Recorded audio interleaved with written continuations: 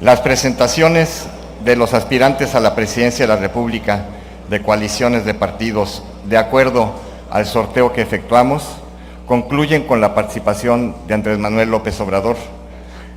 Andrés Manuel López Obrador es candidato por la coalición Juntos Haremos Historia, formada por el Movimiento de Regeneración Nacional, el Partido del Trabajo y el Partido Encuentro Social.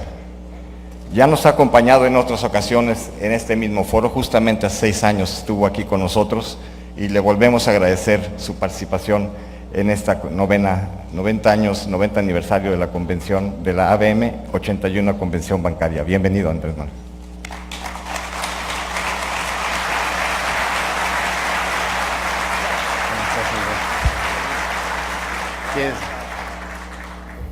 Sí. Bueno, pues Andrés Manuel, un placer tenerte con nosotros, candidato. Bueno, ya lo dijo el ingeniero, se sortearon y ahora estamos pues todos muy expectantes de escuchar tu participación. El reloj lo tenemos enfrente, de tal manera que pues las preguntas se te remitieron, que son las inquietudes que este distinguido grupo tiene, así que te escuchamos con atención. Bienvenido. Muy bien.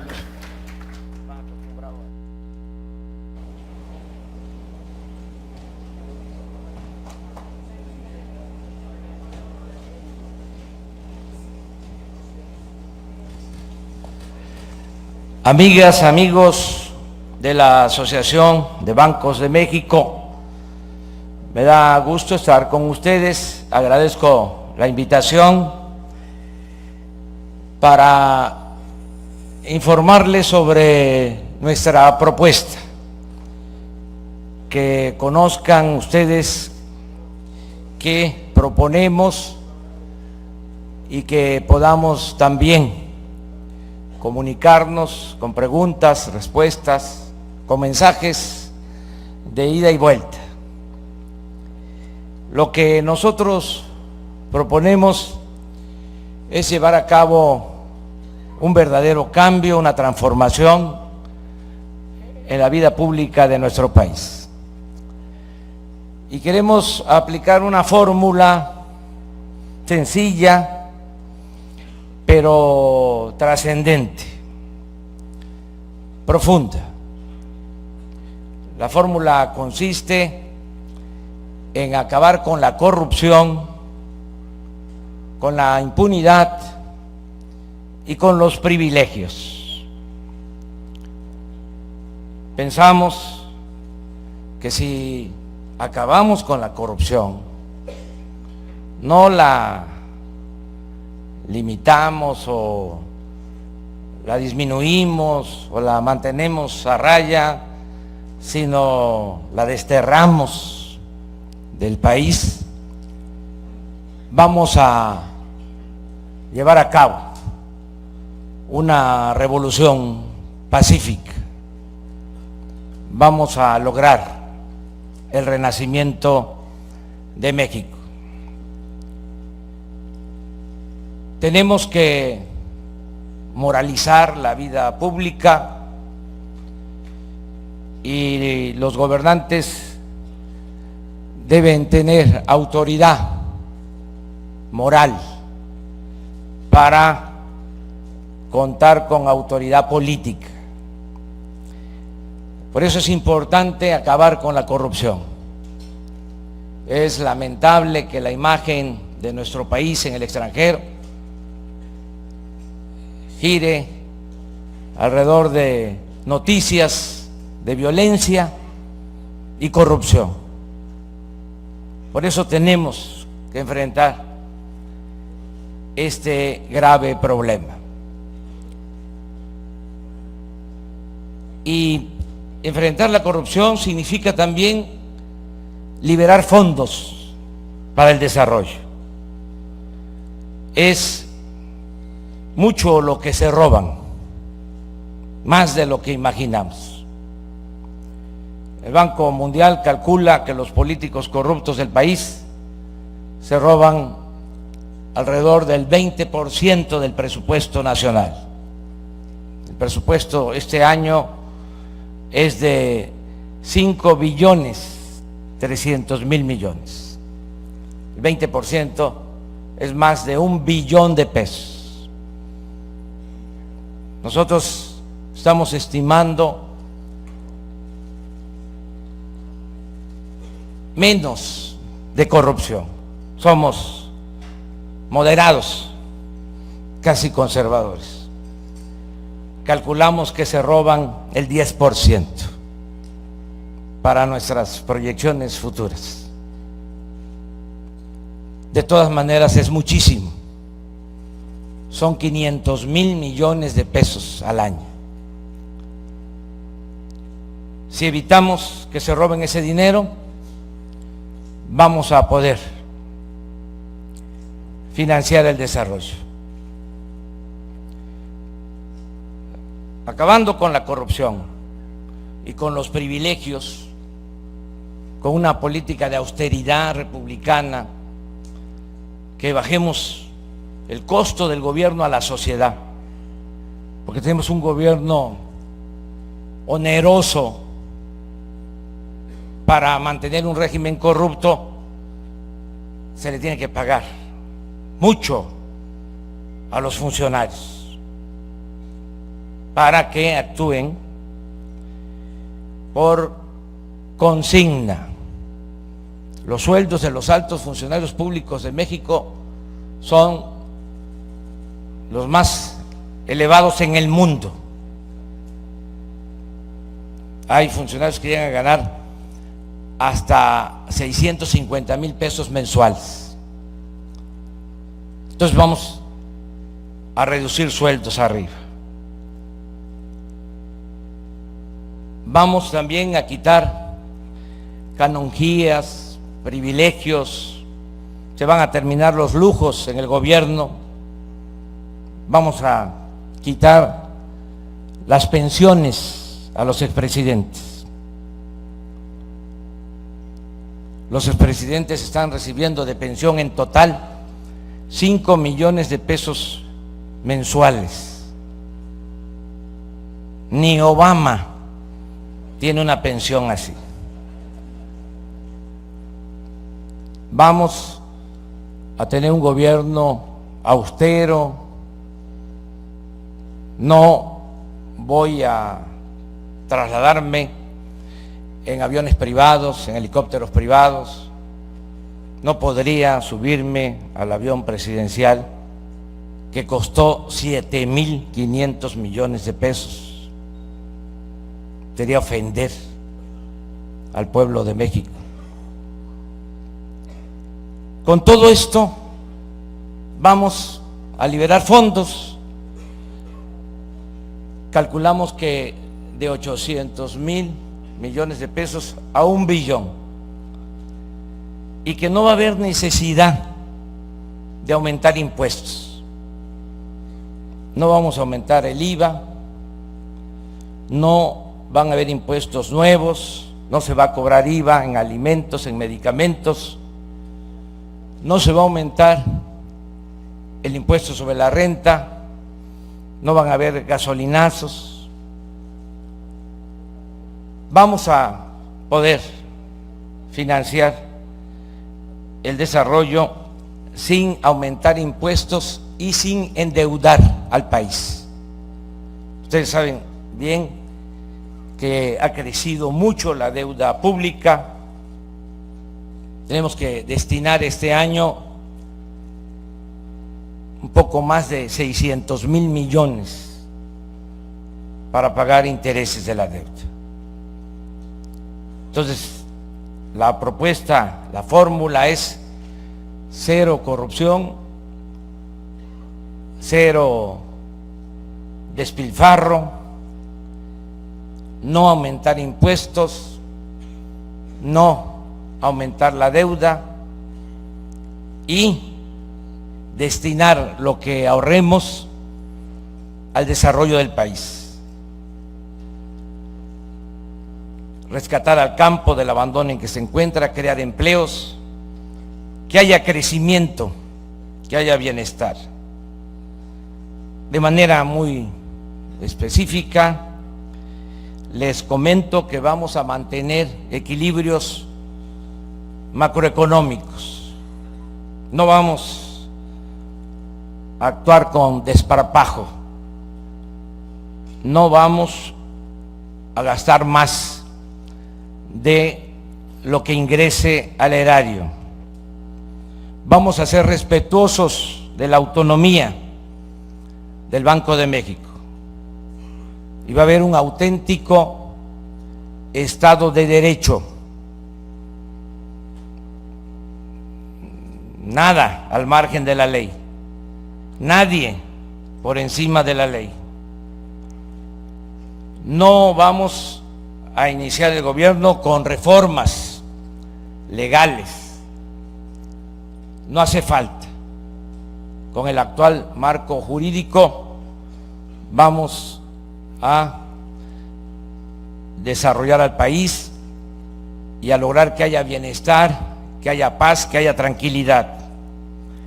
Las reformas, si acaso, se harán a mediados del sexenio.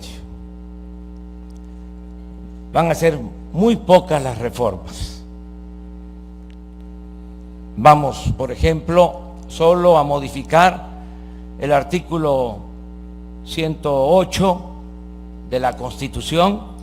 Vamos a enviar una iniciativa de ley con ese propósito para que se pueda juzgar al presidente en funciones por delitos de corrupción, porque desde hace más de 150 años, desde la Constitución de 1857, está establecido que no se puede juzgar al presidente por delitos de corrupción. En la Constitución vigente, que fue reformada en 1917, en el artículo 108 se establece que al presidente solo se le puede juzgar por traición a la patria. Entonces queremos que también se pueda juzgar al presidente por delitos de corrupción. Pero repito, pocas reformas. Vamos a procurar la convergencia de la inversión pública con la inversión privada. No podríamos desarrollar al país solo con la inversión pública, aunque va a aumentar la inversión pública.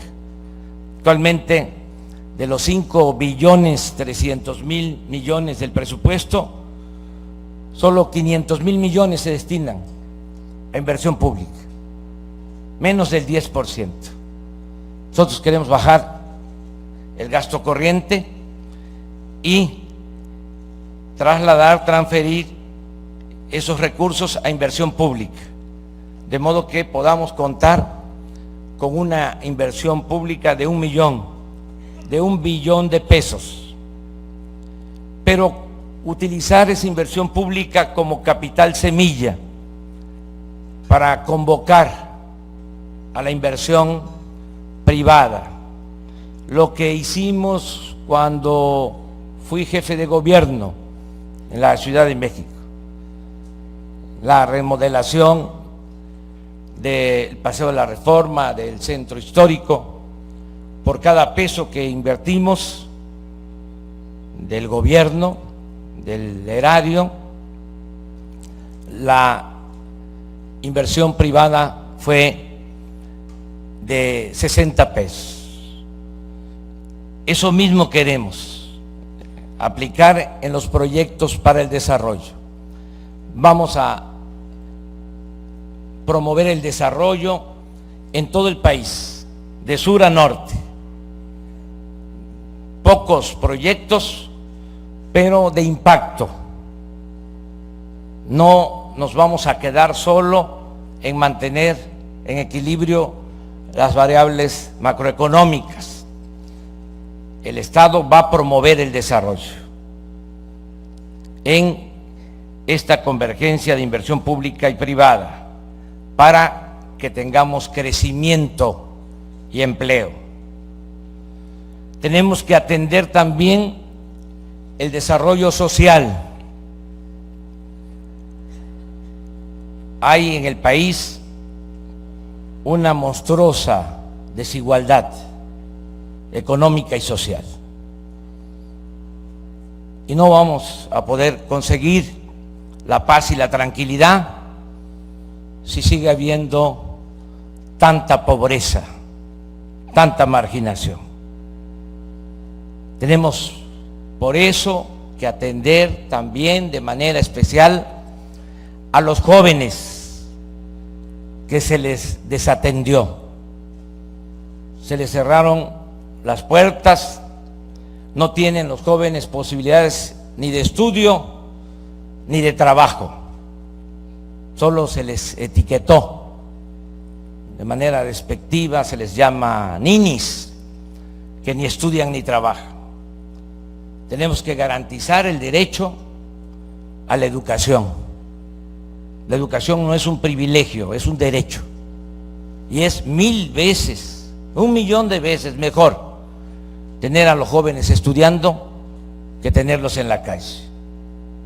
Y vamos también a conseguir, con el apoyo de todos, que los jóvenes tengan trabajo como aprendices, que haya capacitación para el trabajo. Lo resumo en una frase: becarios sí, sicarios no.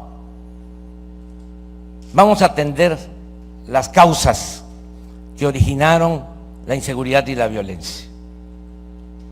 Si no hay crecimiento económico, como no ha habido, muy poco en términos reales, no hay empleos, y si no hay empleos no hay bienestar, y si no hay bienestar no puede haber paz y tranquilidad. Los problemas de inseguridad y de violencia no se van a resolver solo con el uso de la fuerza. Estamos rescatar al campo, crear empleos, atender a los jóvenes, garantizar el bienestar. La paz y la tranquilidad son frutos de la justicia. Y vamos también a darle atención especial a este problema que tanto preocupa, que es muy grave, el problema de la violencia. Vamos a atender todos los días el problema de la inseguridad y de la violencia. Lo hice cuando fui jefe de gobierno. Todos los días, desde las 6 de la mañana, tenía un acuerdo con el gabinete de seguridad. Yo recibí el parte de la policía de los delitos cometidos en las últimas 24 horas y tomábamos decisiones. Voy a hacer lo mismo todos los días, desde las 6 de la mañana, reunión en Palacio Nacional con el secretario de la Defensa, el secretario de Marina. Se va a crear la Secretaría de Seguridad Pública con la secretaria de Gobernación. Ahora va a ser una mujer la secretaria de Gobernación, la licenciada Olga Sánchez Cordero, y vamos a recibir el parte de la policía, del ejército, todos los días, y vamos a tomar decisiones. No voy a delegar este asunto, voy a asumir personalmente la atención al grave problema de la inseguridad y de la violencia. Entre otras cosas, vamos a unir a todas las corporaciones, porque ahora hay mucha dispersión, no hay coordinación. El ejército actúa por su cuenta, la Marina hace lo propio, la Policía Federal, las policías ministeriales. Son muchos elementos, muchos recursos, pero sin coordinación.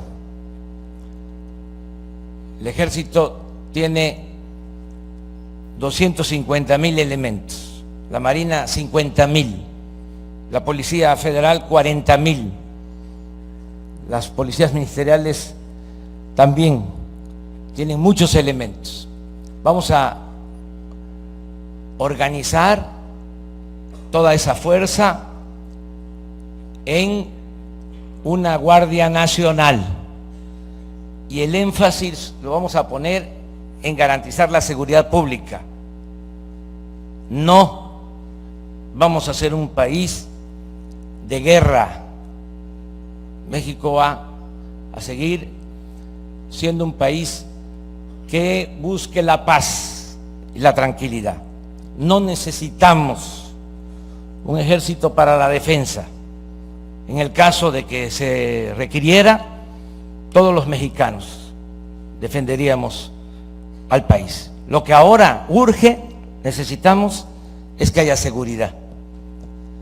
Por eso vamos a dar este enfoque a lo que ahora se tiene en elementos, en cuarteles, en equipos para garantizar la paz y la tranquilidad.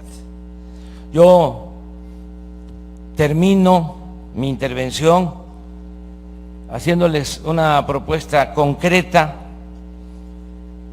Les digo que no vamos a afectar a la banca en nada, que tengan confianza,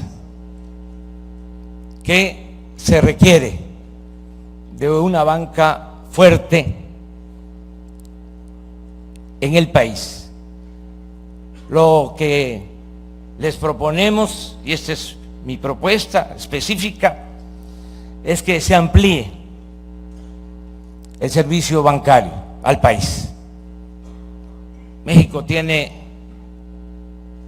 cerca de 2.500 municipios y hay alrededor de 1.000 municipios en donde no hay servicios bancarios. Y se necesita, porque vive mucha población, pero sobre todo estamos hablando de más del 60% del territorio nacional, y donde están recursos importantísimos, un potencial en tierras, agua, recursos naturales. No hay tampoco acceso a Internet. Para tener una idea, solo se tiene acceso a Internet y a telefonía celular en el 30% del territorio. 70% no hay comunicación. Entonces, ¿qué les proponemos? Vamos a atender nosotros de manera prioridad estos municipios, se van a impulsar actividades productivas, vamos a sembrar en estos territorios 1 millón de hectáreas de árboles frutales, maderables, se van a generar 400,000 empleos, por solo mencionar un proyecto. Pero también van a haber acciones de desarrollo social, va a aumentar la pensión a los adultos mayores al doble, van a bajar más recursos para personas con discapacidad. Tenemos que tener mecanismos para que lleguen estos apoyos, y por eso es importante tener una infraestructura de servicios bancarios.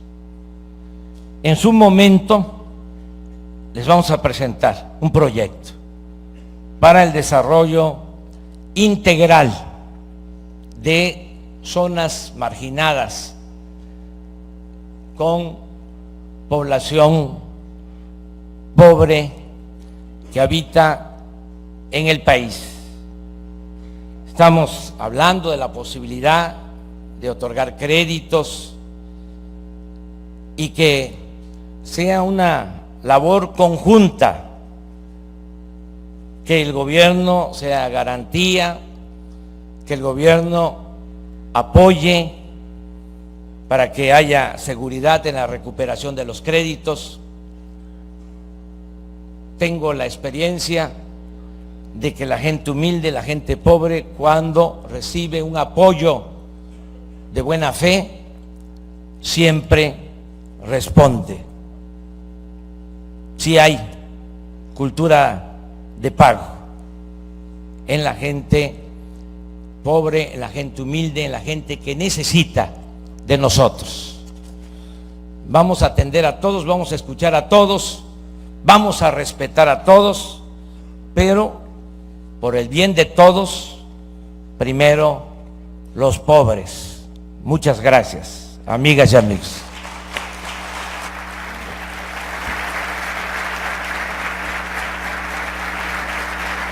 Muy bien, Andrés. ¿Quieres sentado? Pues agradecemos muchísimo a Andrés Manuel López Obrador, y además yo creo que la mejor manera de ir efectivamente, pues construyendo un diálogo nacional es escucharlo de manera directa y algunas preguntas. Me parece francamente sugerente tu idea de un mando único federal. Yo creo que ese es un gran tema y habría por supuesto que desarrollarlo, explicarlo más. Me quedo con la inquietud de si una Guardia Nacional suprimiría al Ejército, la Marina, y en todo caso, si así fuese, ¿de quién dependería? ¿El Secretario de Seguridad Pública? Bueno, vamos a ejercer el mando único, que ya está en la Constitución. El presidente de la República es al mismo tiempo el comandante supremo de las Fuerzas Armadas. Entonces, vamos a cumplir esa responsabilidad. Pero habría Actualmente, el presidente delega esta función. Si le preguntáramos con todo respeto al presidente Peña, si le habláramos por teléfono ahora y le preguntáramos si sabe cuántos homicidios hubieron ayer y en dónde, no sabría respondernos, porque es una función, es una labor que se le delega al secretario de Gobernación, otro secretario. Entonces yo quiero estar todos los días recibiendo el parte y estar enterado de lo que sucede en el país. Eso es un propósito. Lo otro es enfatizar más la seguridad pública en vez de la defensa nacional. Entonces, ¿qué sucede ahora? Puede haber un asalto frente de un cuartel militar y no intervienen los soldados, porque no es su función. Entonces tenemos elementos, tenemos recursos, vamos a organizarnos, se va a analizar la conveniencia de que queden cuerpos para la atención de la defensa. O sea, ¿no se disolvería como en Costa Rica el ejército? No, pero que sí tengamos más elementos, más instalaciones, más equipos para la seguridad, con coordinación en el territorio, una Guardia Nacional. ¿Y la Guardia dependería de Durazo, de Sánchez Cordero o del presidente? Directamente del presidente. Él sería el comandante de la... y de este mando horizontal que todos los días estaría ocupándose. ¿Has pensado quién sería tu secretario de Defensa y de Marina? Porque está claro ya quién Gobernación y quién iría a Seguridad. Vamos a respetar la tradición de que sea un almirante, un general. En su momento vamos a pedir ternas en el Ejército y en la Marina. Y como decía don Adolfo Ruiz Cortines, pueden haber ternas de 4. O de 2. Andrés, ¿qué harías tú con los gobernadores? O sea, ¿cómo gobernarías una federación? Desde esta lógica de un mando único federal con un presidente concentrando las funciones. Con la soberanía de los estados, pero estas reuniones, que no se harían todas en Palacio Nacional, se harían también en los distintos estados.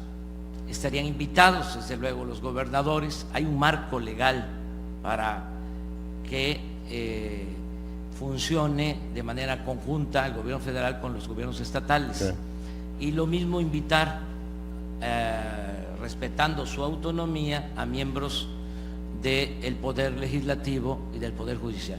Pero que haya coordinación, que todos estemos ahí y desde luego invitar a los ciudadanos, a integrantes de la sociedad civil que puedan participar en las reuniones y que todos de manera coordinada enfrentemos este que es un grave problema, el más difícil problema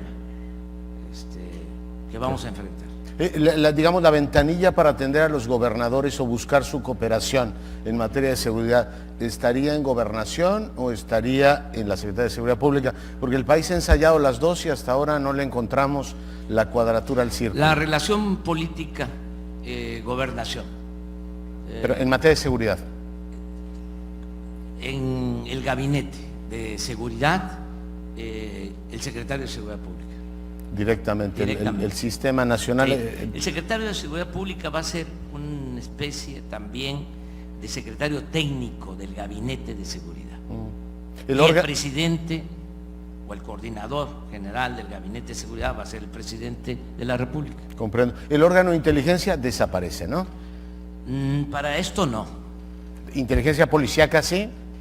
Va a haber inteligencia, no espionaje. Vamos a tener inteligencia para enfrentar el problema de la inseguridad. Lo que vamos a desaparecer es el espionaje político. Comprendo. Que el CISEN no esté, como ahora, dedicado a espiar a opositores, a escuchar llamadas de particulares, a perder el tiempo y recursos en eso que no es fundamental. Lo que nos interesa es garantizar la paz y la tranquilidad. Ya, si veo más o menos claro la arquitectura en el marco de seguridad, no me queda tan claro cómo enfrentarías el tema de la corrupción. Entiendo que la moralidad o la honestidad o integridad del presidente da un impulso, una autoridad moral para impulsar, pero ¿cómo manejarías eso? Sistema Nacional de Anticorrupción, ¿qué harías, por ejemplo, con la Secretaría de la Función Pública? Bueno, yo creo que va a ayudar mucho gobernar con el ejemplo. La corrupción no se da, como suele pensarse, de abajo hacia arriba. La corrupción se da de arriba para abajo. Y tiene mucho que ver el proceder del presidente. Si el presidente es corrupto, los gobernadores van a ser corruptos, los presidentes municipales también. Si el presidente es honesto, es otro el ejemplo. Ya debemos de aceptar de que los negocios más jugosos que se hacen, hablando coloquialmente, las tranzas más grandes, se hacen con el visto bueno del presidente, como en los estados. Los negocios más jugosos, los actos de corrupción más escandalosos, se llevan a cabo con el visto bueno del gobernador. Entonces no son funcionarios menores, depende mucho del presidente. Entiendo la lógica de... Sí, pero no solo eso, existen las instituciones, la Secretaría de la Función Pública, ayuda mucho para que las licitaciones en obras, en adquisiciones, se lleven a cabo de conformidad con la ley y se cumpla la ley, porque no es un asunto legal, no hay ninguna ley que diga que está permitido robar. Sin embargo, acaba de darse a conocer que el 70% de las obras que se construyeron o están en proceso en este sexenio no se licitaron, fueron a asignaciones directas. Digitales, a dedo. Sí. Sí, entonces resolver eso, que se cumpla la ley y que también participen ciudadanos en adquisiciones y respetar el marco legal. Si ya se decidió que va a haber pues una fiscalía anticorrupción, que no se simule, que no nos pase lo que ha venido sucediendo, que cada vez que necesitan justificar algo, piensan en crear un aparato, en crear una oficina, en crear una secretaría y para engañar. Dicen, va a ser autónoma, va a ser independiente, y no lo es. Tenemos el caso del Instituto de la Transparencia. Nos cuesta 1,000 millones de pesos. Nunca han resuelto nada. ¿Pero cuál sería la idea? ¿Suprimirlo? No, nada más que funcione, porque acaban de llegar al extremo de mantener cerrada la investigación por los sobornos, los moches de Odebrecht. Imagínense el Instituto de la Transparencia que decide ocultar la investigación sobre los sobornos de Odebrecht. Entonces, ¿para qué estamos creando instituciones así? Entonces, no queremos que el Instituto Anticorrupción pues sea nada más una faramalla. No queremos que sea una simulación. Queremos que funcione. ¿Cómo hacer para tejer instituciones? A ver, te pongo el ejemplo de tu jefatura de gobierno. Todo el mundo reconoce que todos los días tempranito estabas pasando revista a los temas de seguridad. Pero puede llegar otro jefe de gobierno y decir, yo porque tengo que hacer lo que hacía este señor antes y descuidar la seguridad. Supongamos que tú vas a tener un celo impecable con el asunto anticorrupción. Si no fundas instituciones, ¿cómo vas a garantizar que este país, digamos, en el futuro, darle sustentabilidad a la lucha anticorrupción? Ya está ese Instituto Anticorrupción, no nos vamos a meter a quitarlo, a crear otro. El sistema general. Ya, vamos a que funcione bien, que los que tengan a cargo esta responsabilidad sean gentes honorables, ¿sí? Y ya está. Lo ideal, pero eso lo estoy el fiscal está vacante. ¿No hay auditor superior de la Federación? Sí, no, va a haber. Sí, o sea, todo esto, estamos hablando de el fiscal, sí, que qué bien que el presidente Peña decidió dejar la propuesta de terna para después de las elecciones. Eso es bueno, porque tiene que ver con el combate a la corrupción. Se tiene que nombrar al fiscal anticorrupción y se tiene que nombrar al fiscal electoral. Eso está pendiente, eso lo vamos a hacer. Pero lo ideal para mediano plazo es que el combate a la corrupción pase a formar parte del Poder Judicial, como está en otros países, que no tenga que ver con el Poder Ejecutivo. Pero necesitamos también, respetando la autonomía del Poder Judicial, sugerir, recomendar de que el Poder Judicial también se limpie de corrupción. Entonces, poco a poco se va a lograr. El presidente tiene la facultad de proponer ternas para los ministros de la Corte. ¿Ese procedimiento te parece bien? Porque he leído por ahí, te pido que me digas qué piensas tú, que hay una idea de integrar de otra manera. No sé, por ejemplo, elegir a los ministros de la Suprema Corte. ¿El procedimiento te parece el apropiado? Me parece bien. Además, el que tenemos hoy. Sí,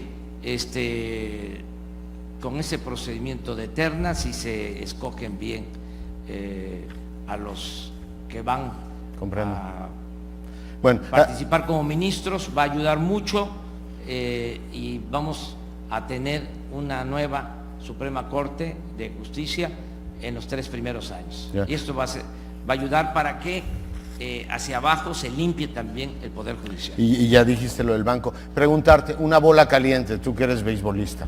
El tema de cómo garantizar certeza jurídica y al mismo tiempo cumplir con tu promesa de que la obra más importante de infraestructura que está corriendo, el aeropuerto, se efectivamente mantenga. ¿Cómo hacer compatibles los dos temas, Andrés Manuel?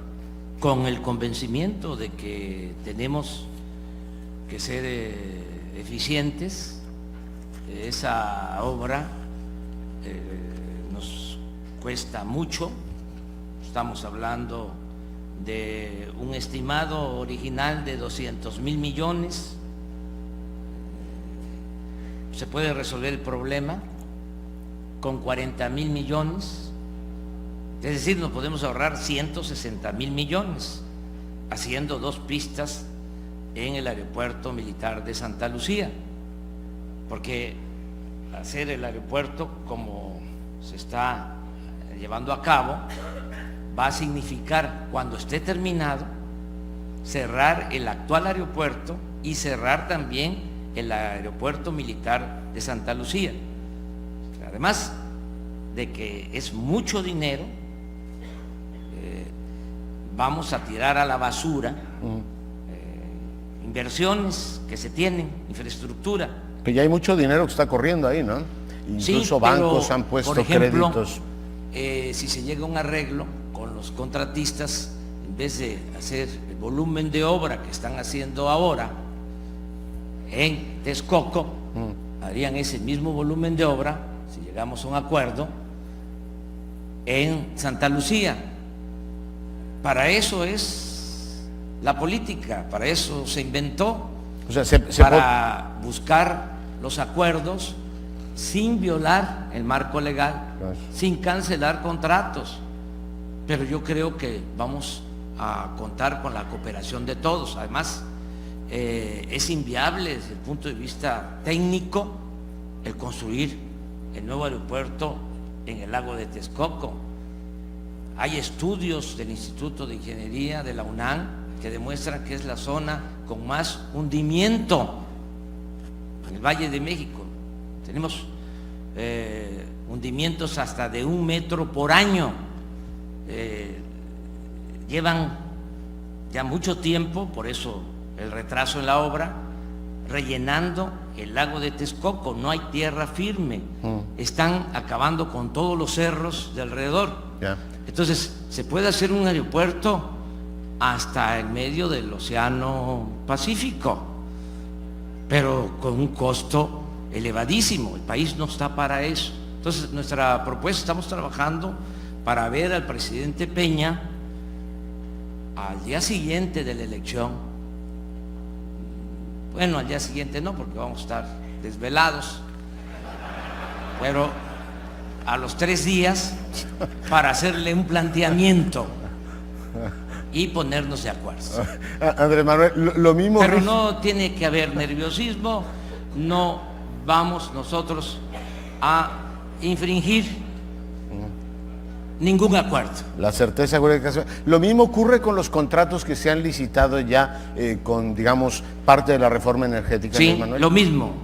Contratos que estén bien hechos, que sean benéficos para la nación, adelante. Yo provengo de familia de comerciantes. Mis padres eran comerciantes, mis abuelos eran comerciantes, y aprendí a hacer cuentas. Y sé si es de utilidad algo, todo lo que sea bueno para la nación se va a palomear. Lo que no sea bueno para la nación va para atrás. Esa es otra que te pasaban diario, ¿no? La recaudación diaria, además del reporte de cuando eras jefe de gobierno. A ver, preguntarte, todo lo que tiene que ver con la banca, ya decías, se va a respetar las reglas actuales. 2 preguntas directitas. 1, ¿tú estás de acuerdo con el régimen de propiedad que hay ahora? ¿En algún momento se te atribuyó una declaración? Totalmente de acuerdo. O sea, tal como está bien. En las formas de tenencia de la tierra. La propiedad de los bancos, extranjeros, nacionales. Se va a apoyar la banca, ya lo dije. No vamos a confiscar bienes no se van a llevar a cabo expropiaciones, nacionalizaciones.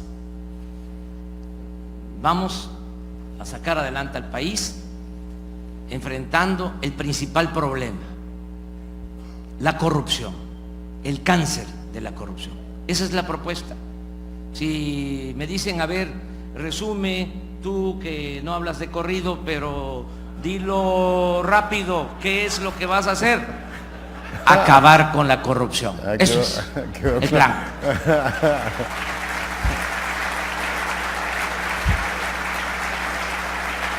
Dice, no habla de corrido, pero habla muy bien. Andrés Manuel, hay por supuesto mucha inquietud por otros asuntos, ¿no? El tema de la reforma educativa. Tú has tenido en los últimos días un acercamiento con grupos que parecían francamente antagónicos, el CENTE y la CENTE. ¿Qué futuro le espera a este país en esa materia si tú eres el presidente? Nos vamos a poner de acuerdo con los maestros. Estamos buscando la reconciliación, no solo de los maestros, de todos los mexicanos. Tenemos que unirnos, no confrontarnos, no pelearnos. No está el horno para bollos. Tenemos que buscar la unidad y sacar adelante al país. Es muy grave la crisis de México. Más que eso, es una decadencia. Entonces necesitamos una regeneración de la vida pública y para eso se necesita de la unidad de todos. Todas las clases sociales, sectores económicos. Pero hay algunos que regeneran y otros degeneran, ¿no, Andrés Manuel? Sí, pero si convocamos a todos y actuamos de buena fe, yo creo que vamos a lograr algo muy bueno para el país. O sea, no polarizar. Tenemos que buscar la unidad y ese es el propósito.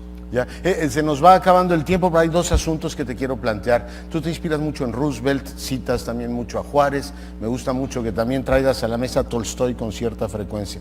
A ver, dos asuntos ligados a Roosevelt. Infraestructura.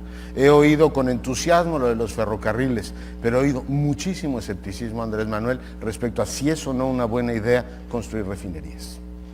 Bueno, llevamos más de 40 años sin construir una refinería. O sea, tenemos 6 refinerías que de manera deliberada las han dejado que se conviertan en chatarra. Estados Unidos tienen 150 refinerías. Las 6 refinerías nuestras están operando al 35% de su capacidad. En Estados Unidos las 150 refinerías están operando al 98% de su capacidad. Consumimos 800,000 barriles diarios de gasolinas. En las 6 refinerías se producen 200,000 barriles diarios. Compramos 600,000 barriles diarios de gasolinas. Tenemos petróleo. La gasolina en México es más cara que en Estados Unidos. Allá 13 pesos el litro. Acá la más barata 18 pesos. Acabo de estar en Tapachula, en los límites con Guatemala. Guatemala no tiene petróleo y es más barata la gasolina en Guatemala que en México. Es de sentido común, de juicio práctico. ¿Por qué no va a ser importante darle valor agregado a la materia prima? ¿Por qué si tenemos el petróleo no lo procesamos en el país? ¿Por qué tenemos que comprar la gasolina? Vamos a rehabilitar, a reconfigurar las 6 refinerías que existen para que operen a toda su capacidad y vamos a construir cuando menos una refinería grande, como acaban de hacerlo en la India. Construyeron una refinería que procesa 1.200.000 barriles diarios. Están produciendo en esa refinería 600,000 barriles diarios de gasolinas. La hicieron en 3 años, que nos han hecho creer que es muy complejo. La hicieron en 3 años, costó 8,000 millones de dólares. ¿Sabes cuánto se ha gastado en la reconfiguración solo de 3 refinerías nuestras que están prácticamente paradas porque se robaron el dinero? 8,000 millones de dólares. Eso fue lo que costó la reconfiguración de Minatitlán, de Cadereyta y de de Madero en Tamaulipas. 8,000 millones de dólares por la corrupción. No sirven las refinerías. Podemos nosotros construir estas refinerías.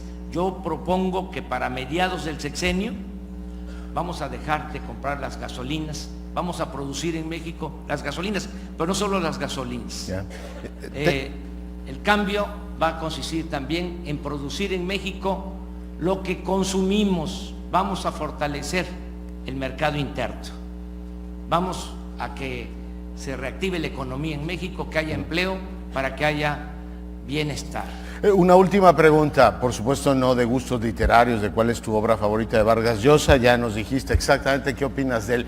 Preguntarte, ¿este país está maduro para que un resultado electoral, cualquiera que sea, hace unos días te referías al caso de Peña Nieto, diciendo se le reconocerá si no se mete en una elección efectivamente equitativa, para que ese día te sea favorable o desfavorable el resultado, sea aceptable la derrota para algunos, o sea, para ti, o sea aceptable tu triunfo para otros? ¿Está maduro el país para eso, Andrés Manuel? Sí, y le tomé la palabra al presidente Peña Nieto porque ofreció no intervenir en el proceso electoral, y esto es muy importante. ¿Y no está interviniendo? Y yo le doy el beneficio de la duda porque es muy importante que las elecciones sean limpias, sean libres. Yo tengo 2 caminos, ya lo he expresado: Palacio Nacional o Palenque, Chiapas. Entonces me quiero ir a Palenque, Chiapas tranquilo. Si las elecciones son limpias, son libres, me voy a Palenque, Chiapas tranquilo. También, si se atreven a hacer un fraude electoral, yo me voy también a Palenque y a ver quién va a amarrar al tigre. El que suelte el tigre, que lo amarre. Ya no voy a estar yo deteniendo a la gente luego de un fraude electoral. Así de claro. O sea, yo por eso deseo con toda mi alma que las elecciones sean limpias y sean libres, y que sea el pueblo el que decida quién va a ser el próximo presidente. Y yo estoy bien y de buenas porque ya llevamos algún tiempo en primer lugar, estamos como 15 puntos arriba en las encuestas, ya falta poco y me va a dar mucho gusto trabajar con los banqueros de México. Muchas gracias. Manuel, muchas gracias. Amigas y amigos.